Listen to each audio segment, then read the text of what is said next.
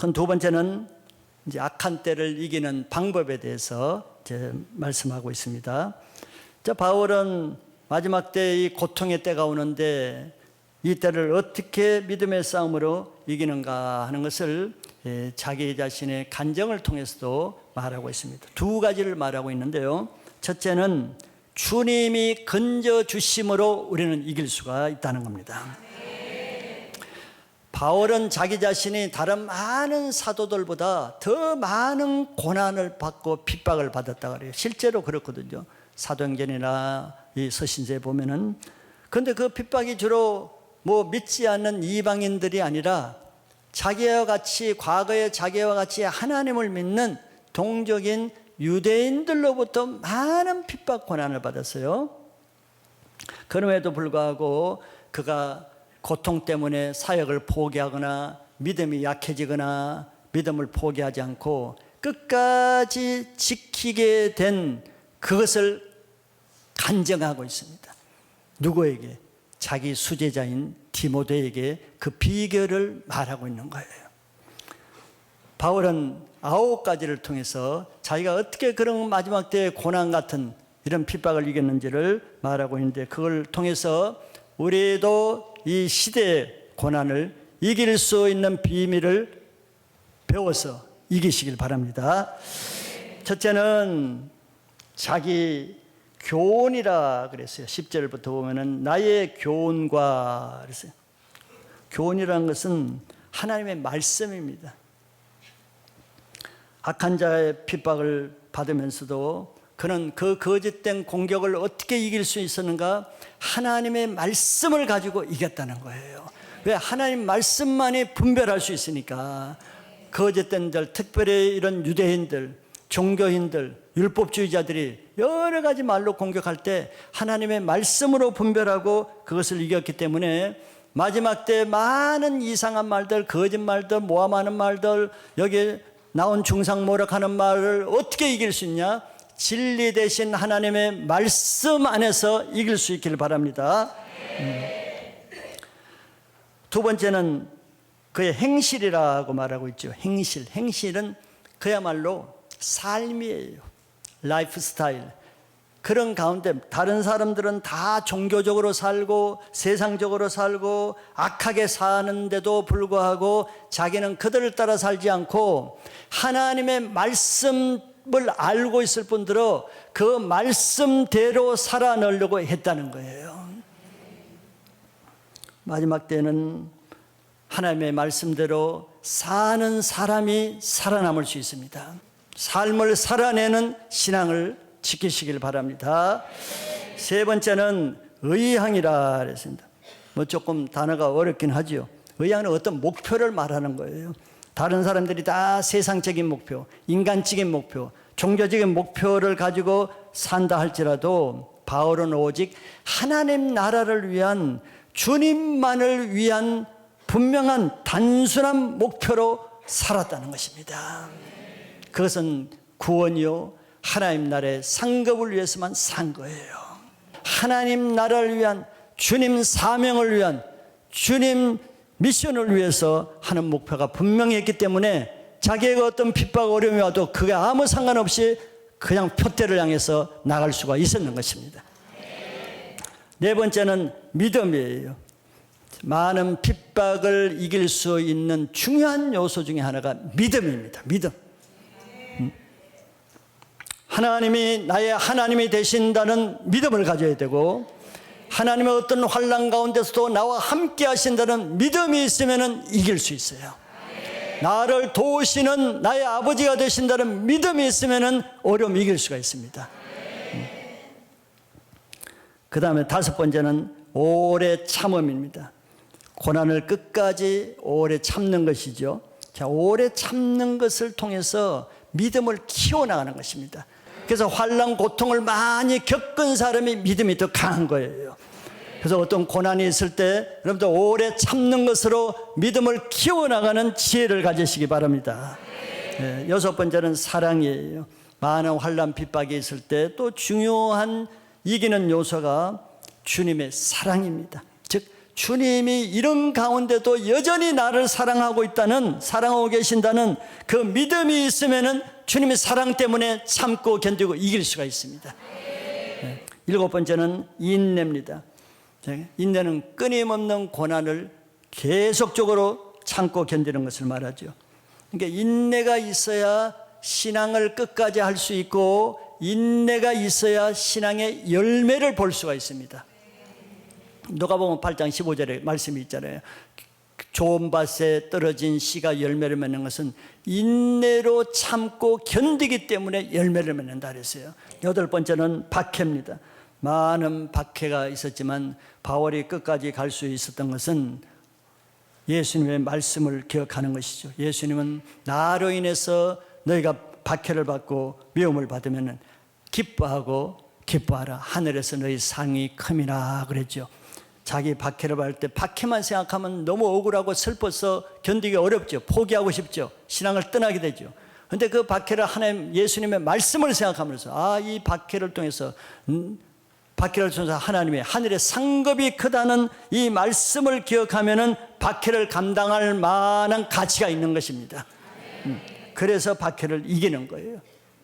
마지막 9번째는 고난입니다. 고난은 주님도 우리를 위해서 십자가 고난을 받으셨고, 주님이 그렇게 고난 받으신 것은 우리도 그 자취를 따라오게 하기 위해서라 그랬어요. 주님의 길을 가기 위해서는 이런 고난이 필수적이라는 것입니다. 그래서 바울도 사도행전에서 하나님 나라 천국에 가기 위해서는 고난을 많이 받아야 될 것이라고 말씀한 거예요. 네, 그것이 주님을 따르는 자취이기 때문에 고난이 있을 때 이것은 예수님의 자취를 따라가기 위해서 예수님이 허락하시는 거라고 생각하면은 주님을 따르는 십자가를 기쁘게 감당할 수 있게 될 것입니다. 자, 이렇게 바울이 핍박과 고난을 말씀과 믿음과 인내로 감당할 때 11절에 결론적으로 바울이 말하는 것은 주께서 이 모든 것 가운데 나를 건지셨느니라 그랬어요. 즉 바울이 죽은 것은 고난 때문에 죽은 것이 아닙니다. 고난 때문에 절대 죽지 않아요. 바울은 자기를 주님이 건지셨다고 고백하고 있죠. 그것을 여기 디모데 지금 3장인데 4장에 넘어가면은 4장 17절에 바울이 이렇게 고백합니다. 주께서 내 곁에 서서 나에게 힘을 주심은 나로 말미암아 선포된 말씀이 온전히 전파되어 모든 이방인이 듣게 하려 하심이니 내가 사자의 입에서 건짐을 받았느니라 그랬어요.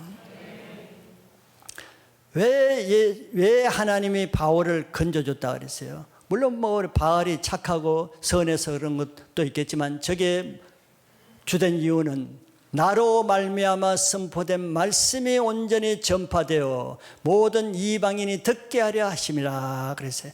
바울의 사명을 위해서 바울을 건지셨다는 거예요.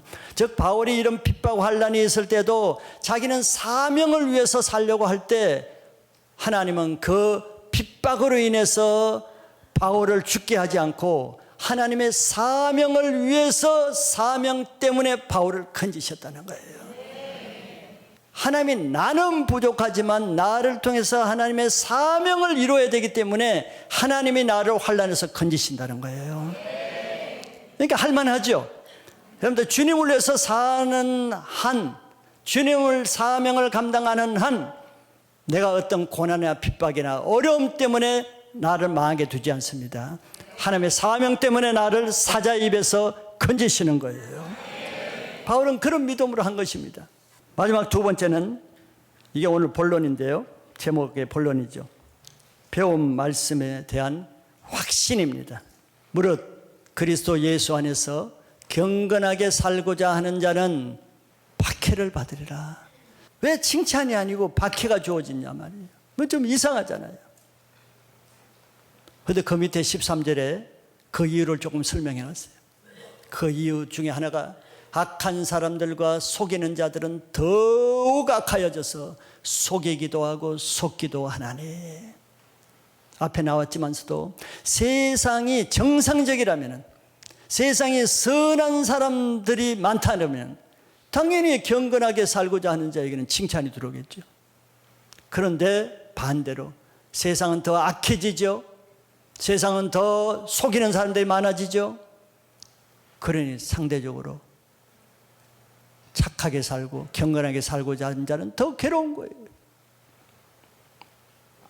박해를 받으리라. 괴로울 정도가 아니고 핍박을 받는다 그랬죠. 그거 왜 그랬겠습니까? 악한 자들은 우리 자신을 핍박하는 건 아니죠. 우리가 무슨 가치가 있겠어요? 우리 안에 있는 핍박할 만한 것이 있기 때문이죠. 요한복음 15장 18절 19절에 보시면 예수님이 그 이유를 이렇게 설명했어요. 세상이 너희를 미워하면 너희보다 먼저 나를 미워한 줄을 알라 그랬어요. 너희가 세상에 속하였으면 세상이 자기 것을 사랑할 것이나 너희는 세상에 속한 자가 아니요 도리어 내가 너희를 세상에 택하였기 때문에 세상이 너희를 미워하느니라 그랬어요. 세상은 뭘 말합니까? 세상의 주관자, 세상 임금이 누구예요? 마귀죠. 세상이라는 것은 마귀를 말하는 거죠. 세상에 속한 자라는 것은 마귀에 속한 자를 말하는 거예요. 우리가 똑같이 세상에 속했으면 세상이 왜 나를 핍박하겠어요? 좋아하지. 도리어 너희가 너희를 세상에서 택하기 때문에 세상이 너희를 미워하니라. 내가 세상에서 빠져나와서 예수님께 속했기 때문에 세상이 나를 미워한다는 거예요. 그래서 경건하게 살면 살수록 세상의 박해를 받게 된다는 것이죠. 자, 마지막 때는 이렇게 늘 두 부류는 나뉘죠. 예수님도 항상 그래요. 가라지 알고 양에 속한 자와 염소에 속한 자, 늘 두 가지로 말하죠. 마지막 때는 이렇게 핍박받는 자와 핍박하는 자로 나눠질 거예요. 그것은 곧 하나님께 속해서 하나님의 선한 도구로 살아가는 사람과 세상에 속해서 악한 도구로 살아가는 사람, 두 배로 마지막 때는 더 분명하게 이렇게 나눠질 것입니다. 지금도 그렇죠. 그런데 우리가 알아야 될 것은 핍박받든 말든 또 핍박하든 말든 중요한 것은 모든 사람은 마지막 때 하나님 앞에 서서 각자 자기가 행한 대로 보응을 받아야 되는 것도 여러분들 아시죠? 선한 일도 없어지지 않지만 나쁘게 악한 일도 없어지지 않습니다. 내가 예배 드리고 있는 이 상태 주님은 다 카운트하십니다. 이사야서 3장 10절 11절에 너희는 의인에게 복이 있으리라 말하라. 그들은 그들의 행위의 열매를 먹을 것이며 의인들 행하는 거 없어지지 않는다는 것이죠. 자기들이 향한 그 행위 없어지지 않아요. 그걸 자기가 다 먹게 돼요. 선한 일을 향한 거, 의롭게 향한 거, 고난받으며 십자가 감당한 거, 억울하게 핍박받는 거, 다 그 행위의 열매 하나님이 다 갚아주신다는 거예요. 우리는 남는 것이 있는 인생을 살아야겠죠. 열심히 한다고 했는데 남는 것이 없는 장사를 왜, 남는 것이 없는 신앙을 왜 해야 됩니까? 시간 낭비죠. 억지로 마지못해 마음 없이 형식적으로 하나님을 사랑하지 않으면서도 예배드리고 하나님에서 살 마음이 없으면서도 교회는 다니고 그런 일을 왜 해? 남는 것이 없는데. 그들은 그들의 행위의 열매를 먹을 것이라 그러는데 나중에 행위의 열매 받을 것이 있어야죠. 상급이 있어야 되잖아요. 그냥 사람에게 보기 위해서 신앙할 필요가 없는 거예요. 사람이 내 상을 주는 게 아닙니다. 그리고 11절에도 악인에게는 화가 있으리니 이는 그의 손으로 행한 대로 그가 보응을 받을 것이라 같지요. 이것도 그의 손으로 행한 대로입니다. 로마서 2장에도 똑같아요. 각 사람은 자기 행한 대로 보응을 받을 것이라. 나중에 아차하고 후회할 때는 이미 늦은 겁니다. 돌이킬 수 없어요. 반복할 수가 없어요. 근데 지금은 반복할 수가 있어요. 나쁜 것도 돌이킬 수 있고 잘못한 것도 돌이킬 수 있고 지금은 기회가 있어요. 그래서 바울은 이런 것을 알기 때문에 디모데에게 아주 중요한 노하우, 팁을 주고 있어요. 악한 때를 어떻게 이기는가? 이 악하고 폐역하고 무서운 시대에 어떻게 신앙을 지켜야 되는가? 혼미한 때 어떻게 미혹당하지 않은가? 14절 같이 한번 읽어보겠습니다. 14절 시작. 그러나 너는 확신한 일에 거하라. 너는 내가 누구에게서 배운 것을 알며. 우리가 흔들리지 않는 신앙, 미혹되지 않는 신앙은, 또 이 환난 고통을 이길 수 있는 신앙은 저거예요. 너는 배우고 확신한 일에 거하라는 거예요. 그리고 네가 배운 것이 누구에게서 배운가를 알라는 거예요. 바울이 전해준 복음의 말씀을 통해서 디모데가 구원받고 변화된 거예요. 자기를 변화시킨 바울의 그 말씀에 확신을 가져야 됩니다. 왜 그 말씀이 자기를 변화시켰다는 것은 자기 자신이 증거가 되잖아요. 또 그 말씀을 누구에서 배웠는가? 그걸 기억하라는 것이 바울로부터 배운 그 말씀. 그러면 끝까지 그 바울의 말씀을 준 것을 신뢰하고 그 말씀을 준 바울을 신뢰하면은 믿음에 떠나지 않게 되겠죠. 그런데 바울이 감옥에 있을 때 아시아에 있는 모든 사람이 자기를 배반해서 떠났다 그랬죠. 그 사람이 왜 떠났겠어요? 이 두 가지예요. 자기를 변화시키는 그 말씀 안에 거하지 못하고 자기를 변화시키는 말씀을 준 그 바울을 신뢰하지 못해서 다 떠나가는 거죠. 디모데에게 이 말씀을 주는 겁니다. 마지막 때 악한 미혹, 거짓된 미혹을 이길 수 있는 것은 바로 이 말씀이에요. 그 말씀이 자기 정말 세리와 창기 같은 자기 인생을 이렇게 변화시켰다는 말씀의 은혜, 능력이 얼마나 큰가를 다 맛보았죠. 그리고 그 말씀을 증거하는 사람들이 누구냐? 딴 사람이 아니고 자기 자신이란 말이에요. 내가 그 증인이란 말이죠. 그리고 그대로 교회를 통해서 계속 말씀을 통해서 세리와 창기 같은, 이런 또 어떤 사람은 바리새인과 서인 같은 종교적으로 수십 년 동안 교회에 있었지만 종교로 아무리 설교하고 목사님이 아무리 얘기해도 안 변했던 그 사람들이 자기 자신이 말씀을 통해서 변화된 것은 자기가 알아요. 자기가 증인입니다.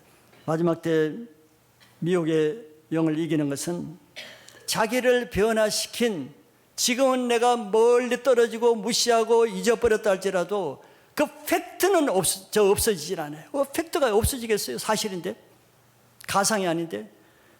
그 자기를 변화시키는 그 말씀의 확신으로 다시 돌아가면 되는 거예요. 자기가 구원받고 변화된 그 자체가 말씀이 참되다는 것을 증거하고, 나 같은 사람을 변화시킬 정도로 말씀은 능력이 있다는 것을 증거하고, 말씀만이 진리라는 것을 내가 증인이 되잖아요. 계시록 2장 5절에 이런 말씀이 있죠. 그러므로 어디서 떨어졌는지를 생각하고 회개하여 처음 행위를 가지라. 만일 그래하지 아니하고 회개하지 아니면은 내가 내게 가서 내 촛대를 그 자리에서 옮기리라. 내가 처음 받은 그 은혜, 말씀의 은혜, 나를 구원하고 나를 변화시키고 나에게 감동적인 그 첫사랑의 은혜, 그거를 네가 잃어버린 데서 계속 돌이키지 않으면 촛대가 옮겨진대. 거짓의 미혹이 되면은 그 첫사랑의 은혜를 뺏기잖아요. 은혜 안 받은 사람처럼 옛날 모습에서 완전히 돌아져 세상적이 빠져가지고 이런 사람이 있죠. 그런 사람이 다시 회복하려면 세 가지를 말하고 있어요.